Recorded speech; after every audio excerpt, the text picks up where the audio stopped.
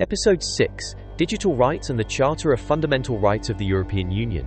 We've talked about freedom of speech, freedom to live with dignity. But what about freedom from being watched while you shop for socks, tracked while you text your mum, and profiled because your playlist screams emotionally complex? In the year 2000, the EU made a daring move. It gave digital rights their own article, not buried under privacy, not tagged as optional, front and center. Back then, data wasn't a stream, it was a trickle, a floppy disk kind of era. But some people, lawyers, tech nerds, civil rights legends, could see where it was all going, a future where data is power, so they built in protections before the flood arrived. This wasn't just about privacy in the close-the-curtain sense. It was about autonomy, the ability to control your identity in a world where information was becoming currency. It was one of the first times in global law that data wasn't treated like a tech issue. It was treated like a human one. It was a visionary move protecting personal data before the digital tsunami hit. But as it turns out, writing a right is one thing.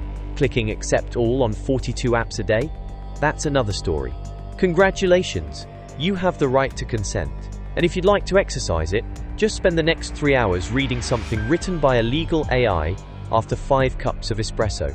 We live in a world where your phone knows your stress levels before you do, where your fridge logs your snack habits, where your music app thinks heartbreak lasts 7.3 business days.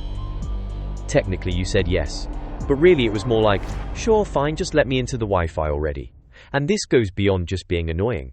Data isn't just used to sell you shoes. It's used to shape what you read, who you trust, even how you vote. Information ecosystems aren't neutral, and consent doesn't mean much when your choices have already been sorted. But Europe isn't sitting this one out. The Charter, along with the GDPR, gives people serious tools to fight back. We've seen governments lose in court, companies fined billions, AI surveillance schemes paused, and that's not just good policy, it's good precedent. Okay, we haven't fixed everything, but at least we know it's broken. And legally, that matters. If things keep evolving the way they are, your data won't just reflect who you are, it will be who you are. Every click, every scroll, every heartbeat, measured, sorted, packaged, and used to make decisions about you before you can speak for yourself. You still have rights on paper, but the system doesn't ask who you are anymore, it decides what you are, based on what it's already seen. And this is where the Charter hits its limits. It wasn't built for a world where your data moves faster than your identity, where the real you is stuck behind the data version of you. In a world where you're made of metadata, the most radical thing might be to say, I am not my profile. The right to data protection isn't about hiding, it's about choosing.